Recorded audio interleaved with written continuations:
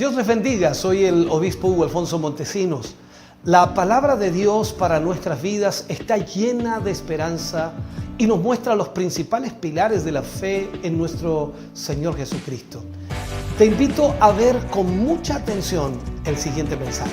Esperamos que esta palabra pueda bendecir y fortalecer tu vida. Te invito a ver el mensaje de Dios.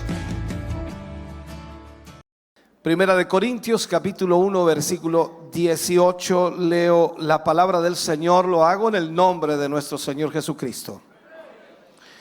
Porque la palabra de la cruz es locura a los que se pierden, pero a los que se salvan, esto es, a nosotros, es poder de Dios. Vuelvo a leerlo. Porque la palabra de la cruz es locura a los que se pierden, pero a los que se salvan, esto es a nosotros, es poder de Dios. Oremos. Padre, en el nombre de Jesús vamos ante su presencia, dando gracias en esta mañana por lo que usted nos ministrará, Señor, por lo que usted nos enseñará. Le rogamos, Señor, que tome usted el control y dominio de nuestra mente y corazón, para que podamos estar atentos y seamos sensibles a la voz de su Espíritu. Gracias por cada uno de sus hijos e hijas que hoy están aquí. Gracias por quienes reciben esta palabra a través de los medios de comunicación. Y gracias por lo que usted hará, Señor, a través de esta palabra. Dependemos de usted y dependemos, Señor, de su Espíritu. En el nombre de Jesús pedimos esa bendición suya para la gloria de Dios. Amén y amén, Señor. Fuerte ese aplauso de alabanza al Señor. Aleluya. Puede sentarse. Vamos a hablar en el día de hoy y usar como título La cruz de Cristo. La cruz de Cristo. Después de tratar con el problema de la división entre la iglesia de Corintio, que fue la primera lección, y también tratar con los diferentes partidos que se habían creado o diferentes líderes que ellos mismos habían puesto, Pablo deja claro que la misión de Dios, lo que Dios por supuesto le había encomendado, no fue la de hacer seguidores para sí mismo, sino de predicar su evangelio. Y por supuesto cada uno de nosotros tenemos la misma comisión. Y en esta lección vamos a aclarar, por supuesto, que el mensaje central del evangelio es la cruz de Cristo. La predicación de la cruz se refiere, por supuesto, al acto que Cristo realizó al morir en el Calvario, crucificado por causa de nuestros pecados. Y la Biblia dice que resucitó al tercer día, venció la muerte, para que todo aquel que cree en Él sea salvo. Eso es lo que dice la palabra de Dios. Ahora, este es el mensaje que ha salvado y que al mismo tiempo ha reconfortado a millones de personas alrededor del mundo. A lo largo de la historia de toda la humanidad, Dios ha obrado y ha actuado a través de este mensaje. Pero al mismo tiempo ha causado impacto negativo en muchos más por considerarlo una verdadera locura. Y esto es una realidad. Entonces el apóstol Pablo comienza su exposición en esta nueva sección, contrastando de alguna manera el significado que la predicación de Cristo o la predicación de la cruz tiene para las personas.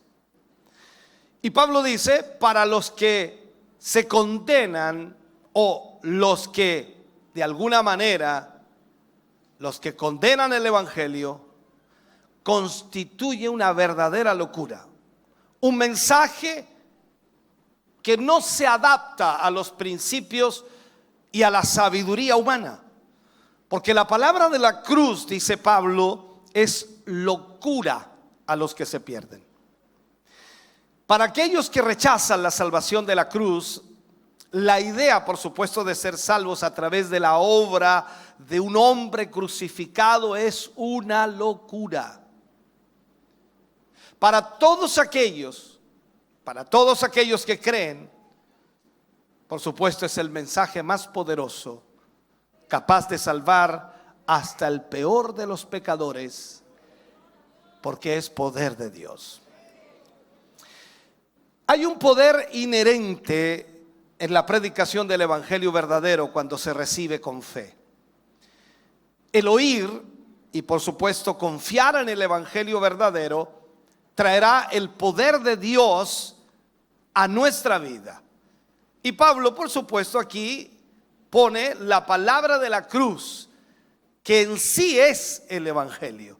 Entonces, era imposible para un apóstol predicar el evangelio sin presentar la cruz de Cristo, o la cruz, el sacrificio de Cristo. Entonces, predicar un alto estándar moral no es predicar el evangelio. Porque aunque nosotros tratemos de predicar un alto estándar moral, eso no es el evangelio. Predicar una paternidad universal de Dios tampoco es predicar el evangelio. Predicar la hermandad, la comunión universal del hombre no es predicar el evangelio. El evangelio es la palabra de la cruz. O sea, los que se pierden y los que se salvan describen de alguna manera una obra en progreso. Y cada uno de nosotros se está moviendo definitivamente en una de estas dos direcciones o en una de estas dos esferas. La pregunta sería entonces, ¿a qué grupo nosotros pertenecemos? ¿A los que consideran que es una locura el evangelio? ¿O a los que creen que el evangelio es poder de Dios? En los que piensan que estamos locos por hacer tanto esfuerzo por llevar el evangelio, invirtiendo dinero, invirtiendo tiempo, o en los que están tan locos como nosotros, que apoyan esta obra espiritual y también la apoyan financieramente por llegar a los perdidos a través de todo medio de comunicación que pueda usarse. O sea, Pablo utiliza aquí la palabra griega dunamis, de donde deriva la palabra dinamita, para referirse al poder de Dios. El poder de Dios es como una dinamita y mucho mayor. Esta palabra griega denota una poderosa potencia eficaz que estremece, por supuesto, en este sentido. La predicación del evangelio constituye una poderosa fuerza eficaz que transforma hasta el peor de los pecadores, y tiene la potencia, increíblemente, la potencia necesaria para salvar el alma de aquella persona. Algo que ni las buenas obras o las religiones del mundo pueden hacer. Porque nadie es salvo por las obras y nadie se salva por ser religioso. Entonces, veamos esto. ¿Por qué el contenido del evangelio es la cruz de Cristo? Es decir, su muerte, resurrección, por medio de los cuales es otorgado de alguna forma, en lo que expresa Pablo, se le otorga a Jesús la autoridad de dar salvación a todo aquel que cree en su mensaje. Cuando vamos al libro de Romanos, capítulo 1, versículo 16, expresa Pablo: porque no me avergüenzo del evangelio, porque es poder de Dios para salvación a todo aquel que cree, al judío primeramente y también al griego. Veamos esto. Esto revela el corazón de Pablo. En una ciudad tan sofisticada como Roma, algunos podrían sentirse avergonzados por un evangelio centrado en un Salvador judío crucificado y aceptado por personas de la menor clase. Pero Pablo no estaba avergonzado. ¿Por qué? Porque es poder de Dios para salvación a todo aquel que cree. Quiero explicarle esto. Este es el por qué Pablo no estaba avergonzado de un evangelio centrado en un Salvador crucificado. Él sabe que el evangelio, o las buenas nuevas, como también nosotros lo llamamos, dar buenas nuevas de Cristo, tiene un poder inherente. Pablo no dice que el evangelio trae poder. Pablo dice que el evangelio es poder. Pero aquí vemos esto: la sabiduría humana y la divina. La sabiduría humana y la divina. Mire lo que dice Pablo a los Corintios, capítulo 1, versículo 19 al 21. Aquí Pablo le habla, le dice: pues está escrito, destruiré la sabiduría de los sabios y desecharé el entendimiento de los entendidos. ¿Dónde está el sabio? ¿Dónde está el escriba? ¿Dónde está el disputador de este siglo? ¿No ha enloquecido Dios la sabiduría del mundo? Pues ya que la sabiduría de Dios, el mundo no conoció a Dios mediante la sabiduría, agradó a Dios salvar a los creyentes por la locura de la predicación. ¿Qué está diciendo Pablo aquí? En estos versículos, hermanos queridos, se denota el contraste entre la sabiduría del hombre y la sabiduría de Dios. La palabra griega exclusiva para sabiduría es Sofía, que es como el nombre, ¿no? Y esta hace referencia a una cualidad de buen juicio desarrollada, por supuesto, a partir de la experiencia, a partir de la observación, a partir de la reflexión. Eso es lo que hace el ser humano. O sea, el ser humano vive por la experiencia, por la observación y por la reflexión. La Biblia enseña que la sabiduría es mucho más preciosa que los tesoros terrenales. Cuando vamos al libro de Job, capítulo 28, versículo 18, dice: la sabiduría es mejor que las piedras preciosas. Proverbios 2:6 dice: porque Jehová da la sabiduría y de su boca viene el conocimiento y la inteligencia. O sea, la verdadera sabiduría se fundamenta en el temor del Señor. Y esta se adquiere, hermano querido, a través de conocer y practicar sus mandamientos. El Salmo 111, versículo 10 dice: el principio de la sabiduría es el temor a Jehová. Buen entendimiento tienen todos los que practican sus mandamientos. Su loor permanece para siempre. Ahora, el mundo también alega tener sabiduría. ¿Ha escuchado usted eso? La gente del mundo dice que son sabios.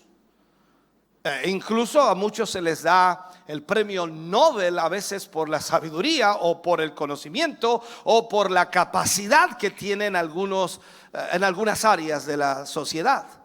Entonces el mundo alega que tiene sabiduría, pero esta sabiduría no se compara con la sabiduría divina. Y esta solamente, de alguna manera, está al alcance de aquellos que reciben el mensaje del evangelio. O sea, la sabiduría divina está al alcance de aquellos que reciben el mensaje del evangelio.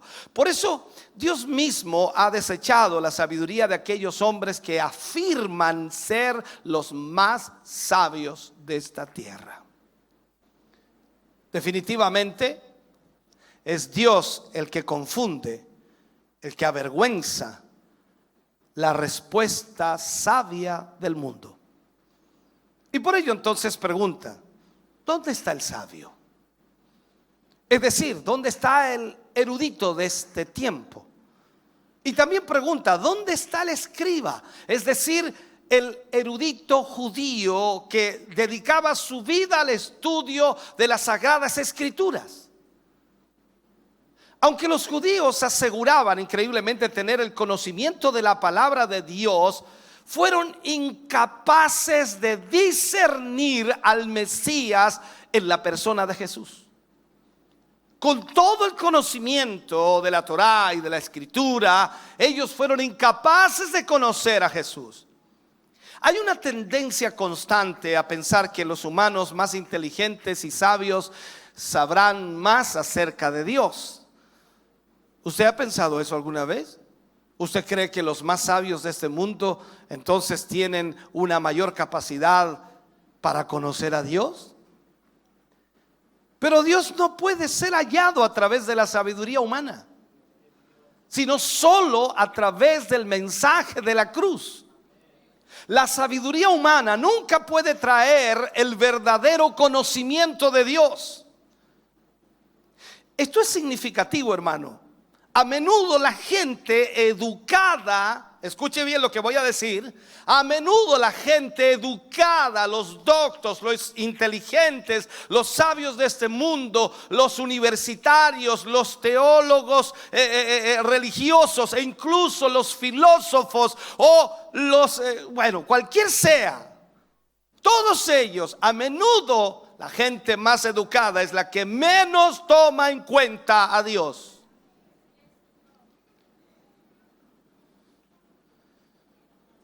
Y escuche bien, mayoritariamente y de forma constante, la sabiduría humana está rechazando a Dios y oponiéndose a Él, constantemente. La sabiduría de Dios no es sabiduría del hombre y que podamos nosotros pensar que si el hombre tiene sabiduría, entonces si multiplica esa sabiduría hasta el punto más alto de sabiduría o de conocimiento, entonces es sabiduría que puede llegar al nivel de Dios. No es así. Aunque el hombre sea el hombre más sabio del mundo, nunca podrá conocer a Dios, porque es completamente diferente la sabiduría de Dios. Recuerde lo que dice Isaías 55, versículo 8 y 9. Porque mis pensamientos no son vuestros pensamientos, ni vuestros caminos mis caminos, dijo Jehová. Como son más altos los cielos que la tierra, así son mis caminos más altos que vuestros caminos, y mis pensamientos más que vuestros pensamientos.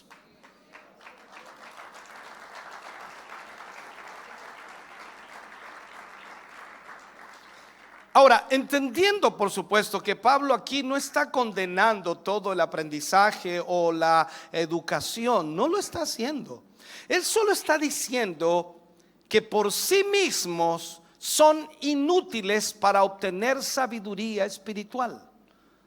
O sea, si usted es un universitario que está estudiando filosofía, que está estudiando psicología o está estudiando alguna de esas cosas, usted puede pensar que tiene una sabiduría impresionante, pero eso es inútil para conocer la sabiduría espiritual.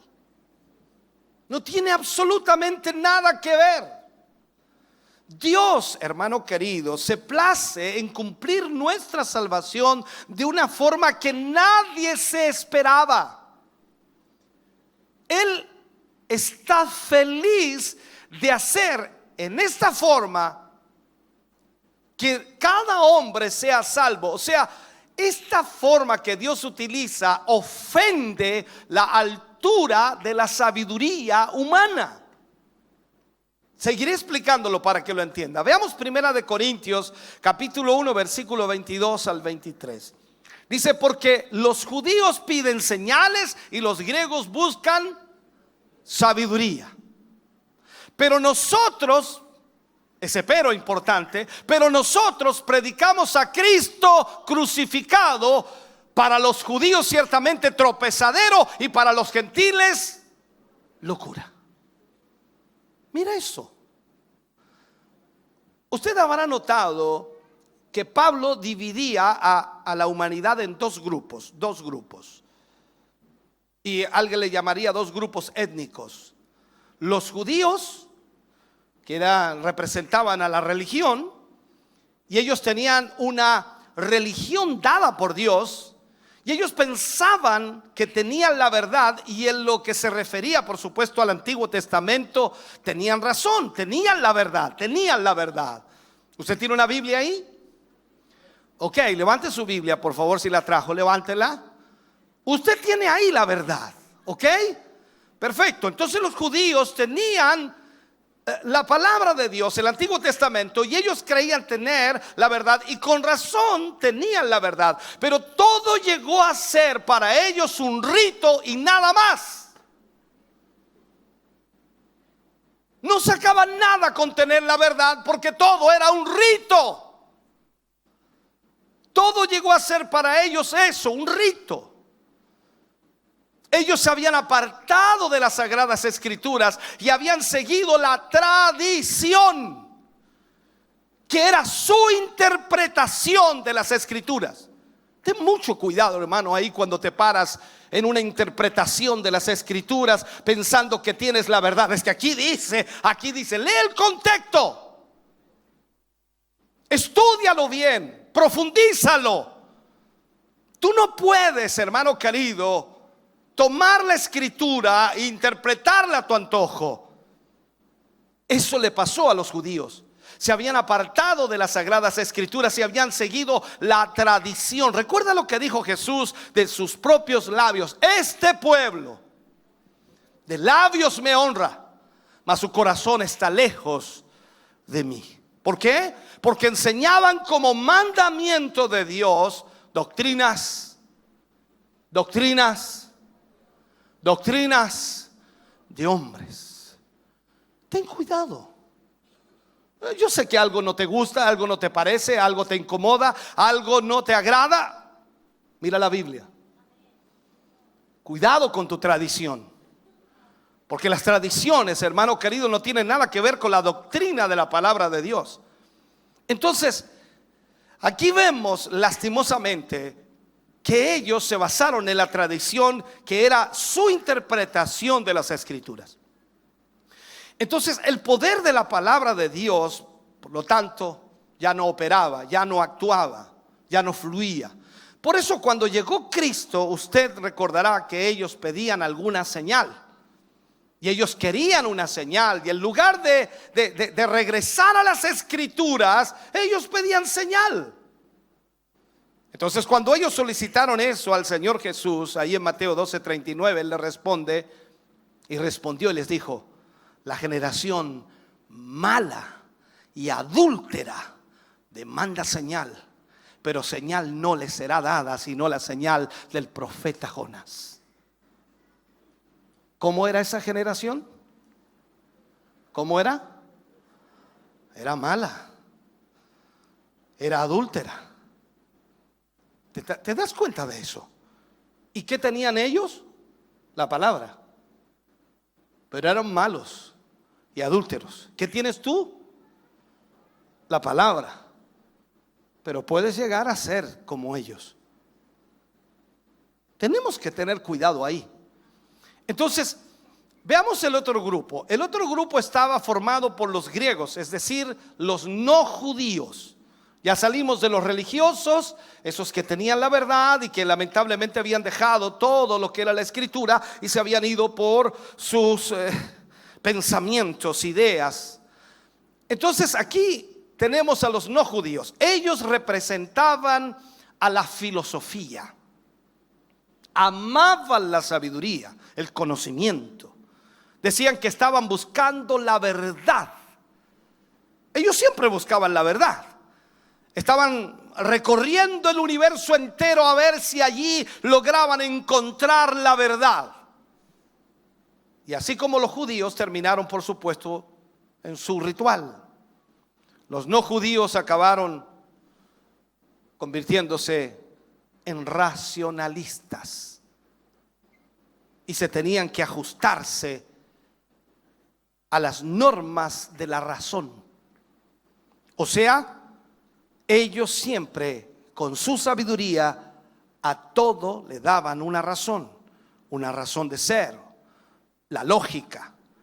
Eran racionalistas. Entonces el ser humano se encuentra aún buscando alguna teoría, alguna fórmula adecuada para explicar o para enfrentarse a los días actuales, y piensa que por medio de la ciencia hallará alguna de las respuestas a las interrogantes de la vida. Entonces aquí nos hacemos la pregunta: ¿ha logrado la sociedad, esta humanidad, ha logrado acaso obtener esas respuestas? Los judíos hallaron en la cruz una piedra donde tropezar. Escándalo, con K, escándalo. Ellos buscaban una señal. Querían que alguien les mostrara el camino. Necesitaban algo así como un indicador, una señal en la ruta: desviación a la derecha, desviación a la izquierda, bifurcación, qué sé yo. Algo necesitaban. Ellos hubieran aceptado a un valiente montado en un hermoso caballo blanco, o que condujese un carruaje victorioso y derrotara el poder de Roma. Eso es lo que hubiera aceptado la religión judía o los judíos. Pero un Cristo crucificado, que en su entrada triunfal a Jerusalén entró en un pollino de asno, era como un insulto para ellos. ¿Cómo este nos va a liberar? Miren lo que viene. Para ellos esto significaba una derrota, no una victoria. Y no lo quisieron aceptar. Para los judíos, un Cristo crucificado era una piedra de tropiezo, era una ofensa. Para los griegos, o sea, los no judíos, la cruz era una locura, algo absurdo. Era algo totalmente extravagante, ridículo, opuesto a cualquier sistema racional o mundano. En Roma se halló una caricatura de los cristianos que los representaba con la figura de una cruz con la cabeza de un asno. Eso existía en ese tiempo. Es como decir, no sé cómo le llaman en las redes sociales hoy día cuando hacen esas caricaturas de la gente, un meme. ¿Meme? Así, perfecto. Eso es lo que hicieron los romanos con una caricatura de la cruz y la cabeza de un asno. Pregunto, ¿puede la filosofía sacar al hombre del pozo negro de esta vida? ¿Pueden los grandes sabios de este mundo arreglar el problema que tiene este mundo? ¿Pueden las cabezas más inteligentes de este mundo arreglar lo que está sucediendo? ¿Se ha dado cuenta que cada vez es peor? ¿Cómo esa gente que llegó a este gobierno diciendo que eran moralmente más altos que los otros? No hay manera. La sabiduría del mundo se limita a crear programas que alivien los problemas de la pobreza, la salud o la educación. Pero la solución fundamental que el ser humano necesita hoy se encuentra en el Evangelio, el cual no está previsto, por supuesto, en los esquemas de la sabiduría, ni mucho menos los recursos humanos. O sea, ¿qué gobierno quiere poner al evangelio como lo primero? Para ellos es un absurdo, es ridículo. Pablo dijo: predico a Cristo crucificado. Si tú logras centrar con tu mente a lo que te estoy planteando ahora y ponerte en ese tiempo de la historia, vas a entender por qué esta gente decía que era algo ridículo. O sea, en vez de darles a los judíos y a los griegos lo que podían, no sé, pedían de alguna forma en libertad y sabiduría, Dios les da algo inesperado: un Mesías crucificado. Debemos entender que para los judíos Cristo o el Mesías significaba poder, esplendor y triunfo. Sin embargo, este Cristo crucificado significa debilidad, derrota y humillación. Totalmente lo opuesto. Ahora, Cristo crucificado era el mayor contraste, y esto era lo que Pablo predicaba. O sea, predicaba la cruz. Habla de lo que es vergonzoso, lo que es muy horrible. Nunca debería mencionarse en una buena sociedad a un Cristo crucificado. Ahora, si usted y yo hubiéramos sido testigos del sufrimiento de Jesús, cuando la multitud, ¿recuerda usted?, gritaba: crucifícale, crucifícale. Y si usted hubiera estado allí en ese momento, ¿qué hubiera gritado? ¿Cuál hubiera sido su respuesta?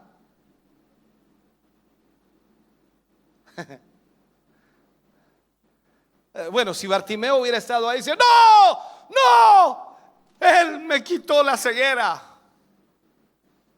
Pero como ustedes no han recibido nada, no pueden gritar nada. Si usted y yo hubiéramos estado allí, seguramente le hubiéramos dicho: no lo crucifiquen. Si deben ejecutar a ese hombre, háganlo de forma honorable. Denle una muerte digna a ese hombre. Pero no expongan a ese hombre al horror y a la humillación de colgarlo en una cruz. Porque esa es la sabiduría humana. Eso es lo que hace el ser humano. Pero Dios quería a Cristo crucificado. Y si no abrazamos la cruz, aún con todas estas extrañas contradicciones y demandas, entonces estamos perdidos. No tenemos ni una sola esperanza.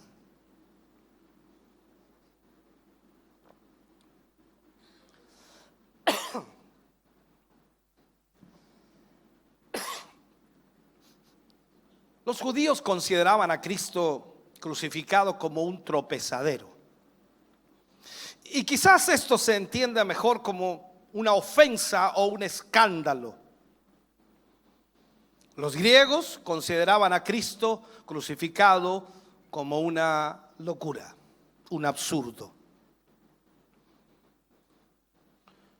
Pero Dios no respondió a los datos de las encuestas, porque usted sabe que hoy día las encuestas son las que mandan. Entonces hacen una encuesta, dice: ¿qué opinan ustedes? Bueno, unos dicen: no, es lo que pasa que es un escándalo, es una ofensa, un Cristo crucificado. Haya anotado entonces. Y la otra mayoría, ¿dónde está? Dice: no, es una locura. Por las encuestas, decisión no crucificar a Jesús. Pero Jesús no miró las encuestas, no miró la opinión de los judíos, los religiosos, ni miró la opinión de los sabios del mundo. Dios quería crucificado a Cristo. Y por supuesto, Él siguió su evangelio, porque para aquellos que lo creyeran, así judíos como griegos, Cristo crucificado es poder de Dios y sabiduría de Dios. Ahora, miremos en 1 Corintios capítulo 1, versículos 24 y 25. Mas para los llamados así judíos como griegos, Cristo poder de Dios y sabiduría de Dios. Porque lo insensato de Dios, mira, ¿me estás escuchando, cierto? Porque lo insensato de Dios es más sabio que los hombres. Y lo débil de Dios es más fuerte que los hombres. Aquí tenemos mucho para hablar, pero no tengo el tiempo. Me encantaría profundizar más, pero no tengo el tiempo. Ahora, es curioso ver los efectos que la predicación de la cruz tiene, por supuesto, a las personas.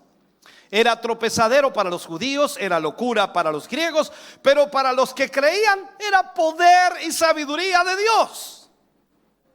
Mira el contraste. Finalmente Pablo recalca que el verdadero poder y sabiduría se encuentra contenido en el mensaje del evangelio, y la base de este es la predicación de la cruz.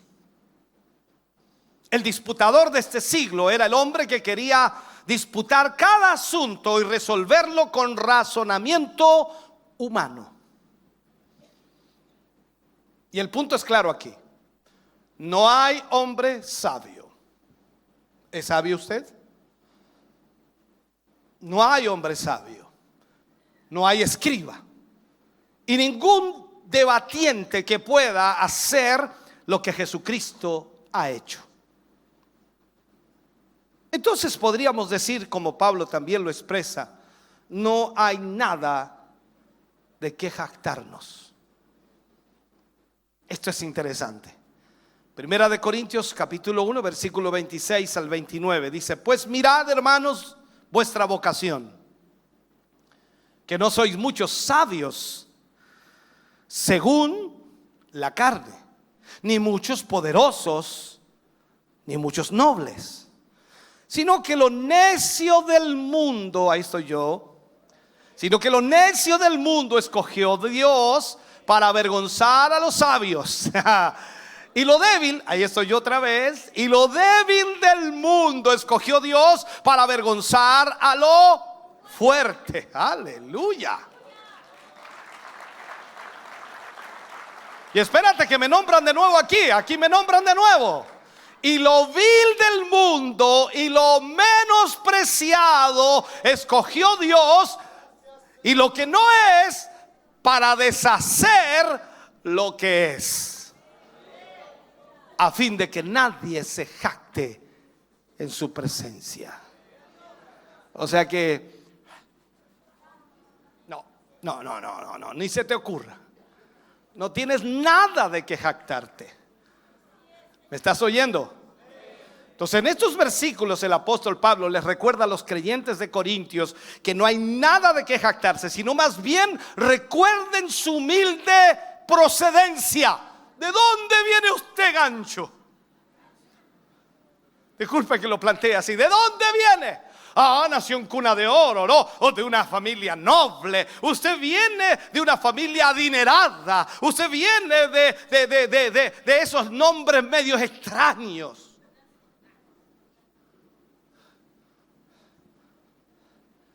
Yo nací en Minas del Prado, allá en un pueblo minero que apenas tenía calle. Y cuando nací, según la historia, me cortaron el cordón umbilical con un cuchillo. Ni siquiera conocí un hospital o ni siquiera una posta. Allí nací. ¿Usted de dónde viene, gancho?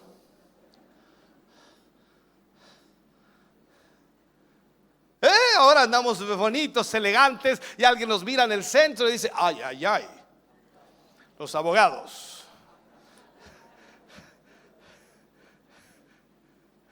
Pero aquí Pablo les recuerda, por supuesto, su humilde procedencia. ¿Sabe? En su mayoría la iglesia del primer siglo se conformó de personas de clase baja. Muchos de ellos incluso eran esclavos. Muchos no habían tenido la oportunidad de estudiar, ya que ese privilegio era exclusivamente de las familias reales o los altos funcionarios o la nobleza. Incluso los 12 apóstoles en su mayoría, recuerde usted, eran hombres de humilde condición, algunos pescadores y otros del vulgo. de la feria, la pulga.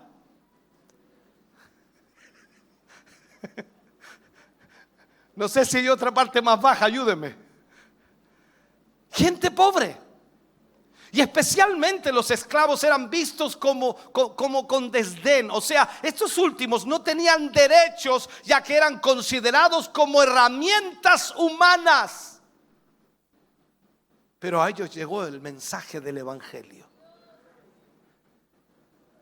Sin embargo, también entre los cristianos existía gente noble. Claro que sí. Por ejemplo, encontramos a Dionisio, un ilustre filósofo de Atenas que se convirtió al evangelio. También tenemos a otro, Sergio Paulo, mira el nombrecito, Sergio Paulo, un procónsul, quien se convirtió también al cristianismo.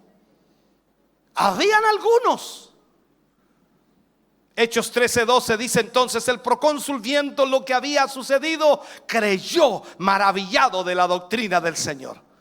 No obstante, aún así, la enorme mayoría de la comunidad cristiana estaba conformada por hombres y mujeres de clase baja.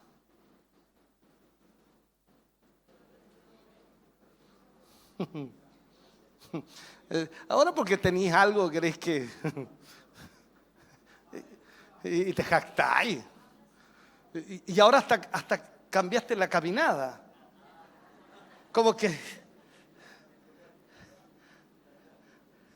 ¿Y te acordás cuando caminaba y antes? No tenemos nada de que jactarnos. Por eso ahora entonces el apóstol les recuerda que a pesar de su humilde procedencia, ahora en el cristianismo su condición delante de Dios era completamente diferente. Pero no porque ellos,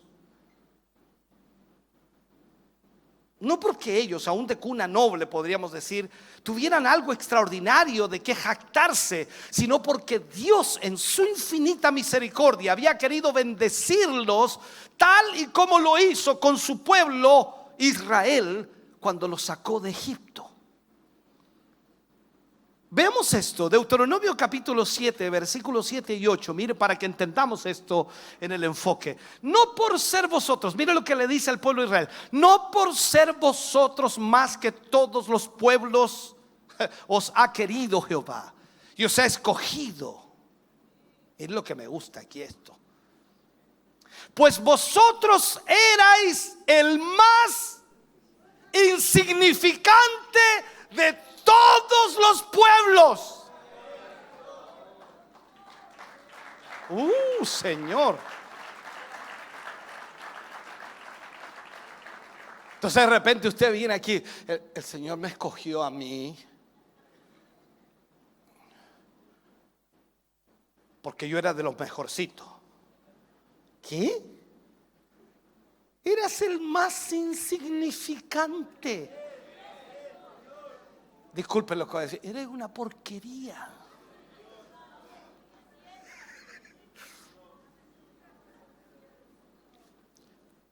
No valía ni un peso. Si peso chileno no vale nada, peso argentino peor.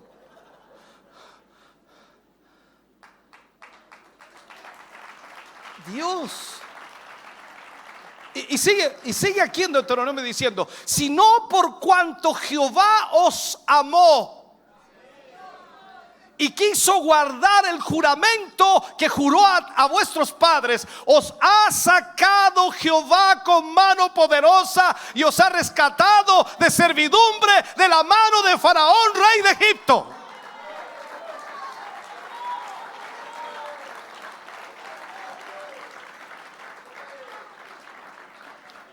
Entonces lo que Pablo explica a los corintios está basado en esto que Dios hizo con Israel. Entonces, una vez más Pablo contrasta aquello que el hombre aprecia con lo que Dios ofrece. El necio del mundo fue escogido por Dios.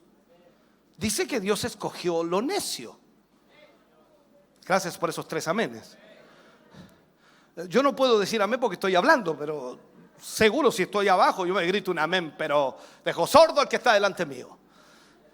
Entonces lo necio del mundo escogió Dios para avergonzar a los sabios, y lo débil del mundo escogió Dios para avergonzar a los fuertes.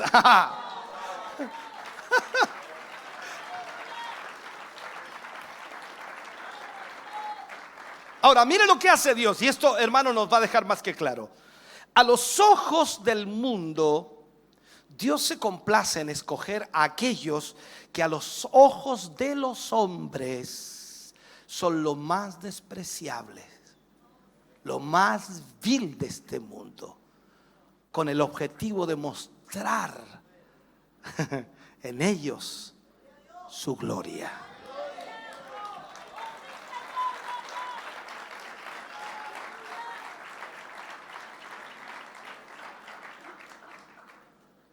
Dios escogió a Abraham, un hombre de 75 años con una esposa estéril, para convertirlo en el padre de una gran nación. Dios escogió a Moisés, un hombre de 80 años que se encontraba olvidado en Madián, apacentando las ovejas de su suegro, para convertirlo en el gran legislador y profeta que Israel jamás volvió a tener.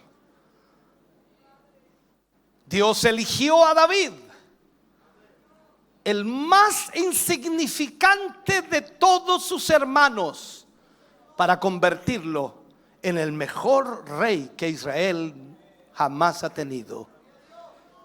Y finalmente escogió a sus apóstoles, hombres sin educación y de humilde condición, para convertirlos en los predicadores de su evangelio, y así confundir a lo sabio y fuerte de este mundo.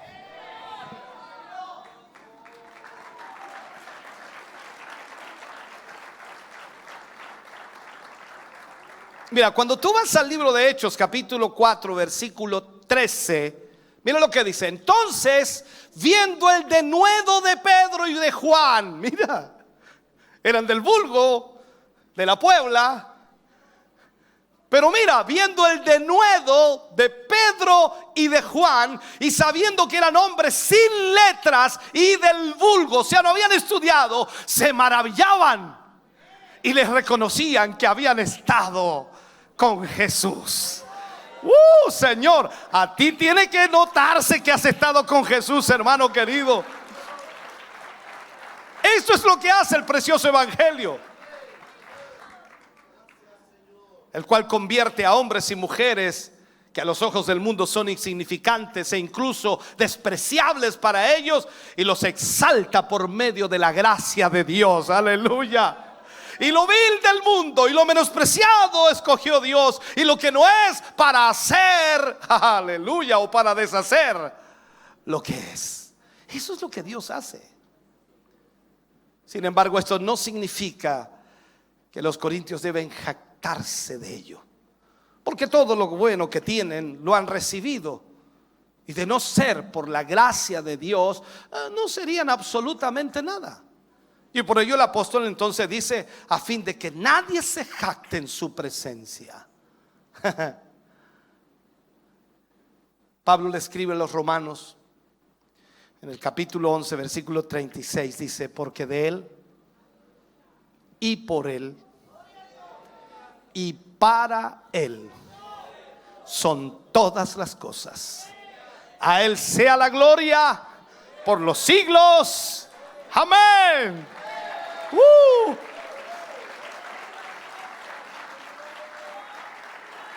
Eso no es para ti ni para mí, no, porque de Él y por Él y para Él son todas las cosas. Todo lo que tenemos le pertenece al Señor. ¿Tu casa? ¿Tu casa? ¿Tu casa? Le pertenece al Señor.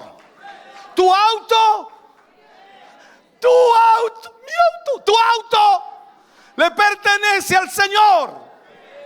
Tu empresa, mi empresa, no, tu empresa le pertenece al Señor. Tu familia le pertenece al Señor.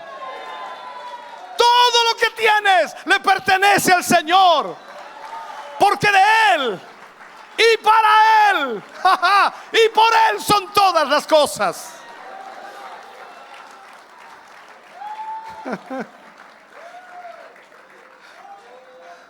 Y agrega: aquellas cosas visibles e invisibles por Él han sido creadas. Y aunque el hombre se jacte de ser alguien, lo cierto es que Dios es el único soberano de todo. A Él sea la gloria, a Él sea la alabanza, a Él sea la honra. Él merece toda gloria y toda honra.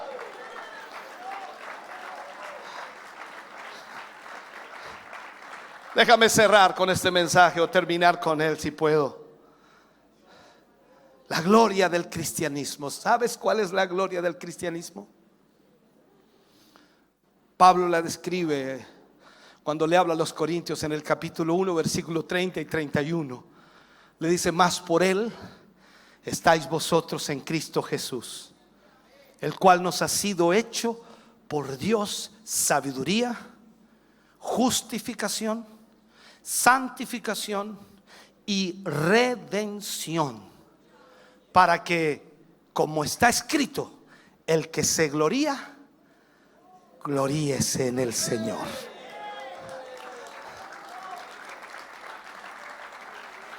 Aquí encontramos, hermano querido, la mayor gloria que una persona puede alcanzar en la vida. Cristo en el centro de nuestra vida. Mas por Él estáis vosotros en Cristo Jesús. O sea, el ser humano puede jactarse de su sabiduría, puede jactarse de su poder, puede jactarse de su apariencia, puede jactarse de su dinero y muchas otras cosas más. Pero todo esto es efímero, pasajero y no permanece para siempre. Y por ello el profeta decía que la gloria del hombre es como la flor, que por un tiempo es hermosa, pero al siguiente día se marchita. Ahora bien, Pablo nos dice que los resultados de tener a Cristo en el corazón son muy claros. Primero, justificación. Significa que somos legalmente declarados no culpables. Somos justificados por Él. Te mereces la muerte, te mereces la condenación, pero Él te justificó. Aleluya. Santificación habla de nuestro comportamiento y cómo los creyentes deben separarse del mundo y habitar en Dios o vivir para Dios. Y está la redención, que es una palabra de intercambio de esclavos, redención. La idea es que hemos sido comprados para libertad permanente. Aleluya, libertad permanente. Tú ya no puedes ni debes volver a ser esclavo del pecado, ni de la maldad, ni del diablo, porque Cristo te compró para libertarte permanentemente. Él te dio la libertad.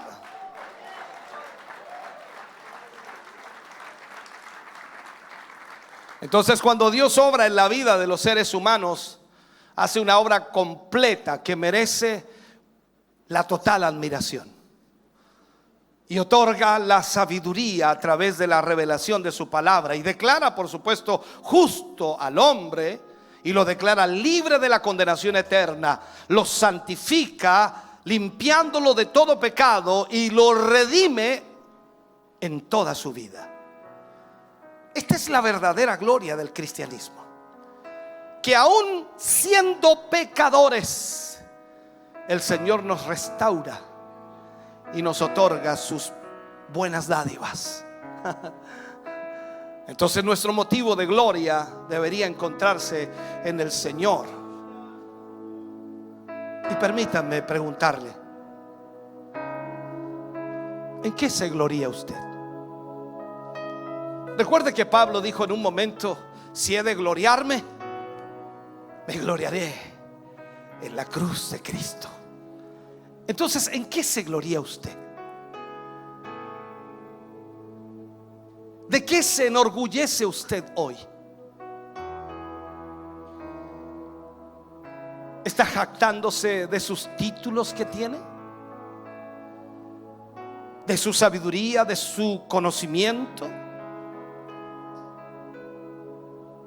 ¿De sus riquezas? ¿De su influencia?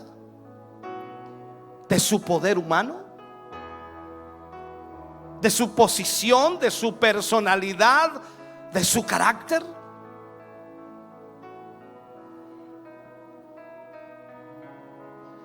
Usted no tiene de qué gloriarse, ni tampoco yo tengo de qué gloriarme.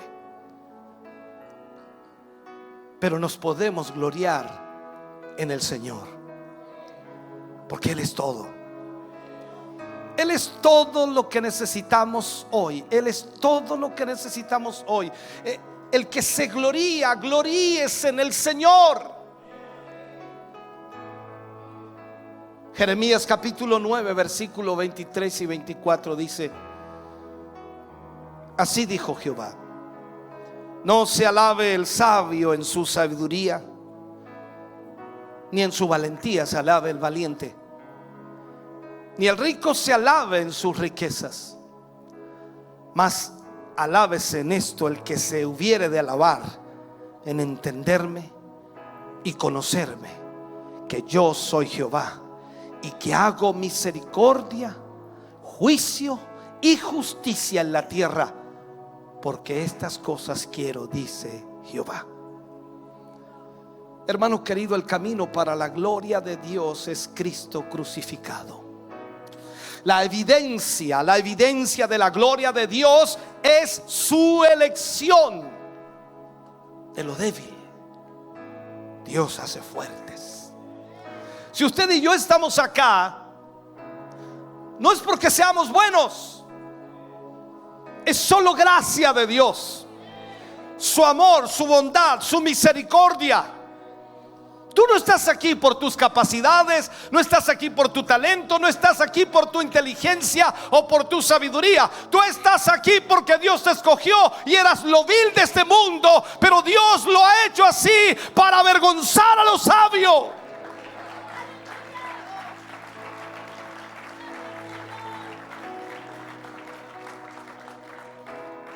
Y discúlpame agregar esto, pero desde que llegaste al Señor,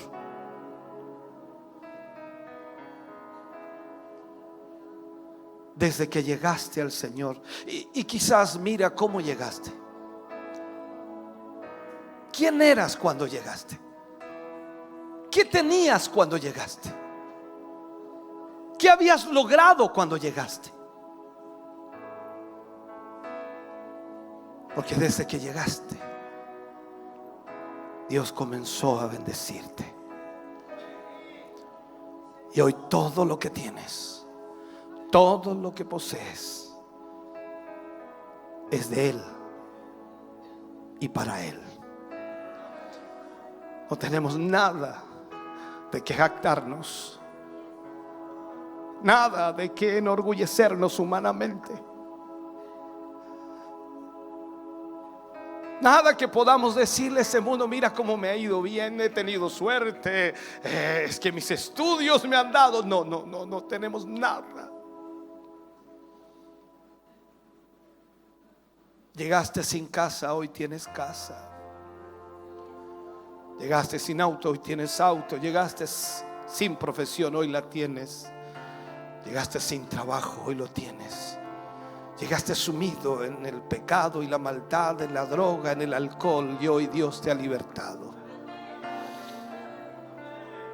Llegaste con una familia destruida y Dios hoy la ha arreglado. Podría decirte tantas cosas que ha hecho Dios contigo, por lo tanto no tenemos nada de qué jactarnos. Solo agradecer, solo darle gracias. Porque Dios escogió lo vil, lo menospreciado, lo que no valía nada. Dios nos escogió y nos llamó por su gracia y su misericordia. Y hoy estamos aquí gracias a Él.